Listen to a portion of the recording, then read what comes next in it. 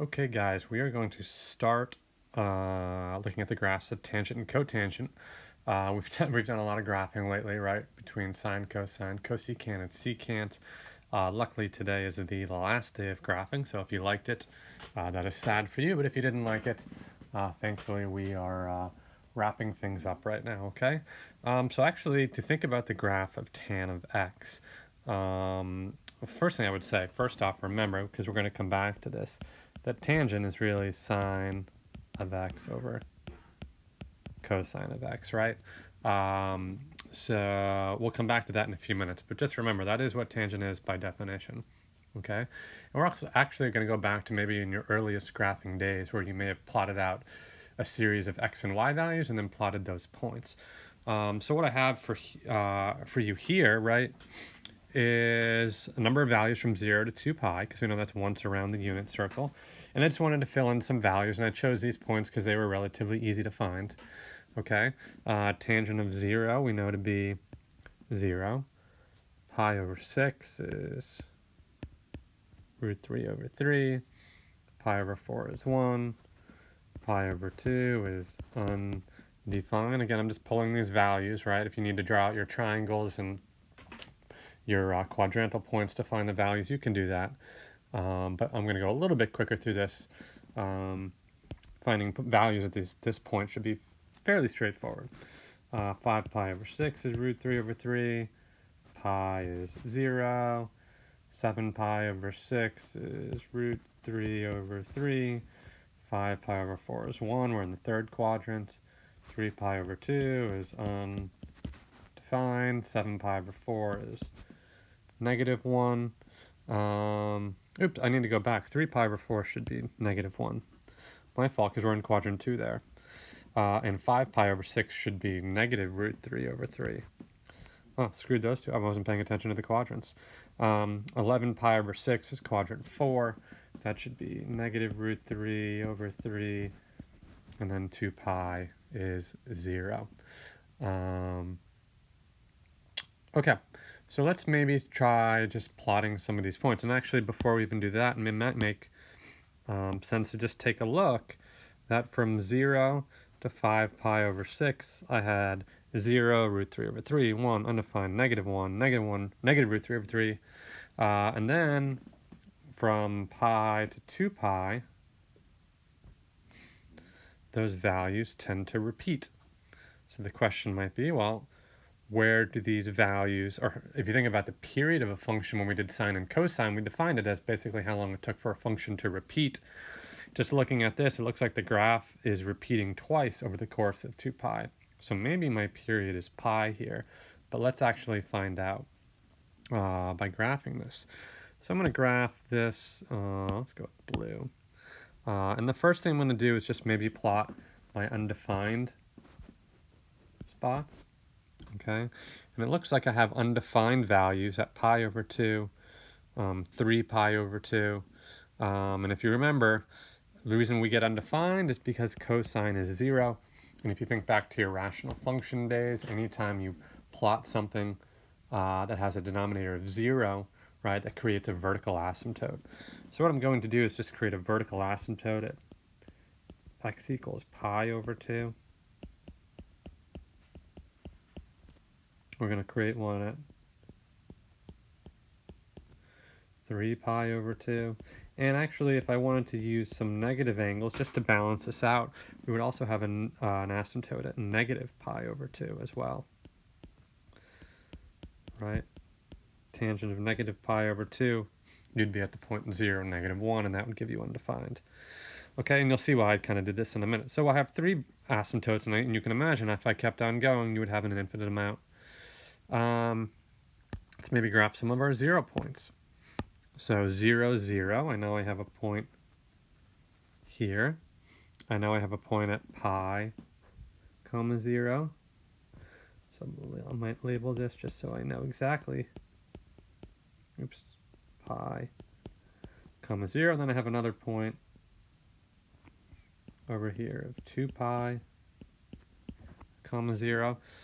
So looking at my asymptotes are each pi units apart. Looking at my points that are going through the x-axis, those are all pi units apart. So my initial kind of hypothesis that maybe the period is pi seems to be taking shape. Everything is pi apart, right? Things start to repeat after a period of pi. And also make note that my points here, the 0, 0 point, the pi point, okay, are halfway between the asymptotes. So for the 0, 0 point, notice that 0 is halfway, or the average of negative pi over 2 and pi over 2. So that's kind of nice. Notice that the pi comma 0 point is halfway between pi over 2 and 3 pi over 2, or the average of those two, okay? Let me just get rid of those arrows so they don't get in the way. So they seem to be halfway in between. So that halfwayness is kind of nice. Let me start. Now I'm going to try doing my points that have values of 1. So I have pi over 4, comma 1, pi over 4, comma 1. I have, what's the other one? 5 pi over 4, comma 1. And notice that those points are halfway between the those points we first drew and the asymptote. So for example, using the point 0, 0 and pi over 2, which is the asymptote to the right of it, halfway between the asymptote and that point 0, 0 lies pi over 4. So that's kind of nice as well. Those points that have comma 1, that are 1 above, okay, we'll call those the midline point for right now. Points that are 1 above the midline, okay, are halfway in between the asymptote and those midline points. So that's kind of convenient as well. And let's plot those negative 1 points. We have 3 pi over 4, negative 1. All right, so that's there. We also have 7 pi over 4, negative 1. So again, notice here, those points lie halfway in between the midline points and the asymptote. So what do you think this point is then over here? What's halfway between 0 and negative pi over 2? Well, if you guessed negative pi over 4, you'd be right. Oops. So that point would be negative pi over 4 and negative 1. So it looks, and you can, if we wanted to keep on going, this should be 9 pi over 4, comma 1. So it looks to me like certainly pi is the period, because it looks like it's starting to repeat as we look at, as these are pi apart. If I were to create a graph here, now connecting these points, certainly I would have something like that, right? But then what happens to the right of pi over 4 and pi over 2? Well, there's a couple different ways to explain it, but I think maybe the easiest way is if you think about the graph of this, we know it can't go through the vertical asymptote. So the graph must go up like that. If it can't go through, it either has to go up or down, and it can't go back down that way, because if I did, I'd be creating another vertical or another x-intercept there, and we know we don't have one. So the graph really must, this is really annoying, must go up. It's got nowhere to go but up. It can't go through the vertical asymptote, and it can't go down and create a new x-intercept. So what would happen to the left? This graph would also be forced to go down, because again, it can't go up and create a new x-intercept, and it can't go through the vertical asymptote, so it must go down. For that same logic, we're going to have a repeat of that graph in between pi over 2 and 3 pi over 2. And while we didn't graph the asymptote to the right of this one, it's going to take that same shape. There'll be an asymptote. All right, there'll be an asymptote here, and we'll just keep on going and keep on going. All right, so there's our graph of tangent. Okay, kind of interesting. Definitely a different shape, right, than cotangent. But notice, or excuse me, sine and cosine. But notice, again, it repeats, and there's some common themes here. So let's maybe go down and just review a couple of the key pieces. Okay, the period of a sine cosine function was 2 pi, but we've kind of figured out here that the period for tangent is pi. For cosine and sine, your maxes and mins were 1 and negative 1. Okay, but for tangent, since I have arrows pointed up forever and down, my max is really infinity. My min is negative infinity. Technically, you would say You know, no max, no min, but just to make it clear here that they're going up forever, we'll say infinity and negative infinity. Domain and range, remember that domain for cosine and sine is negative infinity to infinity, and the range is negative 1 to 1. But for tangent, notice that I have these asymptotes. So I'm just going to say all real numbers. And now I could do this using interval notation, but I'm trying to speed it up a little bit. Except for negative pi over 2, pi over 2, 3 pi over 2, dot, dot, dot. And then the range, since I have maxes and mins of negative infinity to infinity, are going to go from negative infinity to infinity. Roots, we can skip those for now. We might as well put it in for tangent. 0, 0, pi, comma 0, etc. And notice they fall halfway in between those vertical asymptotes. Kind of an important point. Asymptotes for cosine, sine, none. For here, pi over 2, 3 pi over 2, 5 pi over 2, dot, dot, dot. Notice that would go in negative territory too. Negative pi over 2, negative 3 pi over 2, and so on. Okay?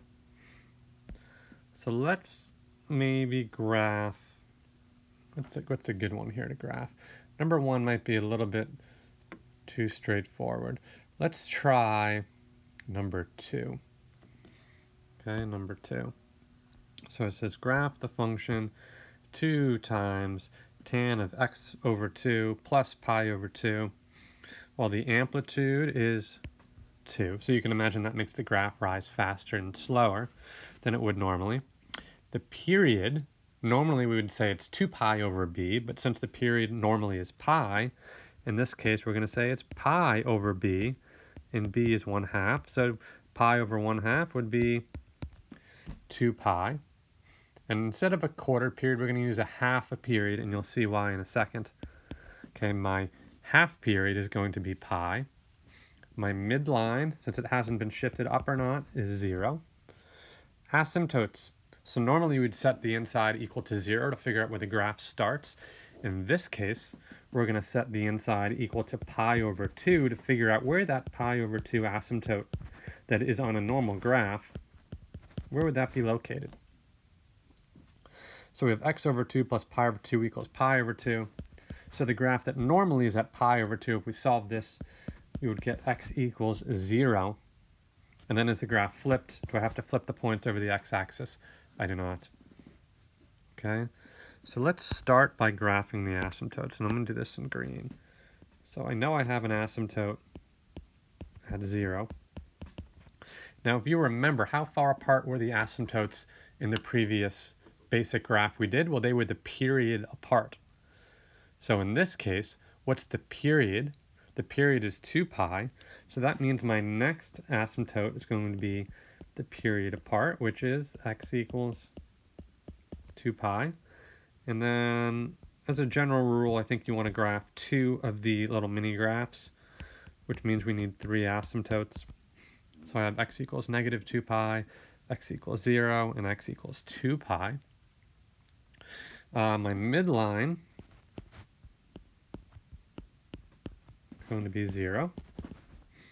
Now, we talked about those midline points always lying halfway in between the asymptotes. So what's halfway between 0 and 2 pi? It's going to be pi, so that point's going to be pi comma 0. And this point here is going to be negative pi comma 0. So that's kind of nice, right? You don't have to actually plug values in or anything like that if you just remember those midline points lie halfway between the asymptotes. Now we also know that my points that were, those points that were 1 above were always halfway between the points and the midline point and the vertical asymptote. So this point right here would be 3 pi over 2. Now notice in the first tangent we did, those points were 1 above the midline. But since my amplitude is 2, this point is actually going to be 3 pi over 2, comma 2, because it's going to be the amplitude above the midline. It's going to make it rise faster. It also means this point here would be negative pi over 2, comma 2. So you can see how the amplitude makes the graph rise a little bit faster. Okay? And then we're going to get these same kind of shapes. Those -1 points, I would say as a general rule, on each little mini graph, you need to plot 2 points. I would plot the midline points, and then you can choose which other point you want to graph. But I would say 2 points on each one of those mini graphs is a good rule of thumb here. Okay, if you wanted to find the other points, you could. You would have pi over 4, comma -2, and sorry, not pi over 4, can't talk. Pi over 2, comma -2, and -3 pi over 2, comma -2 would be your other points. Okay. All right, so that's tangent. Other than that, most of the rules kind of follow the same thing. If you wanted to get a little practice, try graphing number 3. You can check those solutions online. The graph is flipped. So just a rule of thumb, when the graph is flipped, okay, the shapes are actually going to go in the opposite direction. They're going to go down like that. So just be careful when the graph is flipped. There, and then remember the midline points, right? The point where that graph kind of has that like little snake turn, those points are always on the midline. So these points, in this case, since the graph has a midline of 3, they would be up there. So those points that are halfway between the asymptotes are going to fall on the midline. Okay. All right, so let's scroll down and just want to get to cotangent. So how would that differ compared to tangent? We can go through this one much quicker now that we know how to graph tangent. On a normal cotangent function, just cotangent of x, okay, your amplitude would be 1. Period, same thing, okay, half period, pi over 2. Let me make it better, 2. The midline is 0. The asymptote, so normally on a tangent graph, it was pi over 2, 3 pi over 2, 5 pi over 2. On cotangent, think about your points. Where's cotangent? 1, 0. I'm just plotting out those quadrantals. Where's cotangent? Undefined. Okay, cotangent is undefined at 0, at pi, at 2 pi, and so on. So notice that in cotangent, your asymptotes are at different places. They're of different values. So let me choose a different color. My asymptotes, so what are some ways it differs from tangent? Well, one is that the asymptotes are at different places. So I have 0, x equals pi, x equals negative pi. Okay. We know those midline points are going to lie halfway in between, and again, you can confirm it on your quadrantal graphs here. This point's going to be pi over 2, comma 0. This one's going to be negative pi over 2, comma 0. Now, the question is, are they going to look the same? Are these graphs going to be rising? Believe it or not, these graphs actually fall as you work left to right, as opposed to rise left to right. Now let's just think about this for a second. Why is that the case? Well, in this space right in here, notice that space, I'm thinking about the x values, that's from 0 to pi over 2, that's actually quadrant 1, right? All x values between, or angle values between 0 and pi over 2, that's this quadrant up here. That's quadrant 1. And is cotangent positive or negative in those quadrants? It is positive, which means all the values in quadrant 1 need to be positive as well, hence why the graph is positive. But over here, from pi over 2 to pi, this is quadrant 2. And in quadrant 2, cotangent is negative, which is why all the values there are negative. So for that reason, and you can do that with tangent too, the graph's going to take that shape. And for the same, again, reason from before, this point over here, that 1 point is going to be halfway in between pi over 4, comma 1. And if you don't believe me, go do your special triangles and find cotangent of pi over 4. You'll find it's 1. This point over here, 3 pi over 4, comma, negative 1, and so on. Okay, and you can do the same thing for that graph on the left. That's cotangent as well.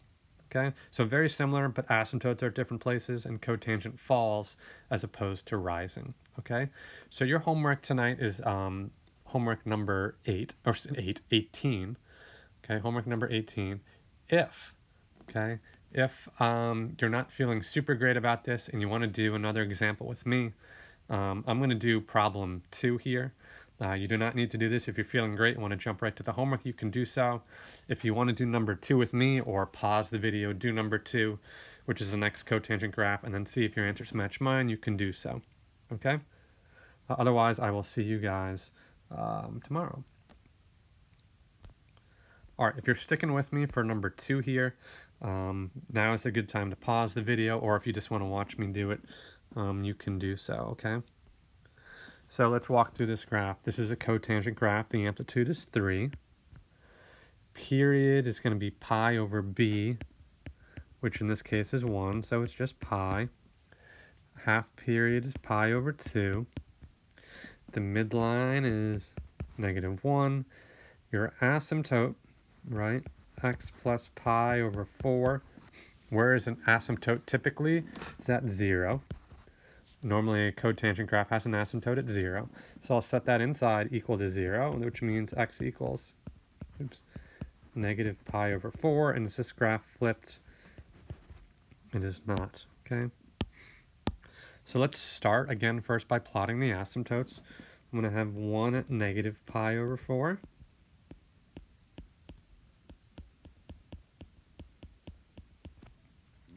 And I know my asymptotes are going to be pi apart. So negative pi over 4 plus pi is going to be 3 pi over 4.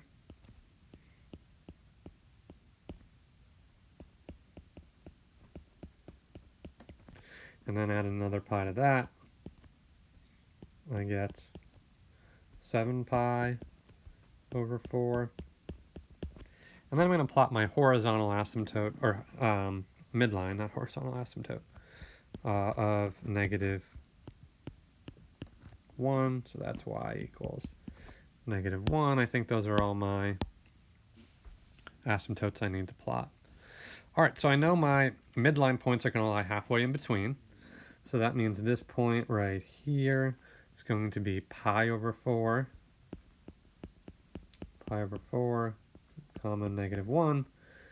This point right here is going to be halfway in between. That's 5 pi over 4, comma, negative 1. And we said we're going to plot a point. You have to plot one point on each graph, mini graph, in addition to those midline points. So I'm going to plot those 1 points. Normally my cotangent graph is going to be 1 above the midline. In this case, the amplitude's 3, so it's going to be 3. And it's going to be halfway in between pi over 4 and negative pi over 4. So that would take me to a point of 0, 2. Again, how did I get 0? Well, it's the average of pi over 4 and negative pi over 4. How did I get positive 2 for the y value? Well, it's the amplitude above the midline, which is negative 1. So I have enough now to connect my points. So there's one iteration. And then for the same reason I got 0, 2, halfway between 3 pi over 4 and 5 pi over 4 is pi. And then it's going to be at the same height as the last point. Or you could think about it as, again, the amplitude above the midline, which would take me to 2. So this point here would be pi, comma 2. And then the graph is going to, fall just like that. And the actual graph would just be the repeat of this graph over and over and over and over and over. Okay? So that is the graph of tangent and cotangent. Check out the solutions. I'll post the solutions for both online. And then come to class, I guess it's on Wednesday, with questions.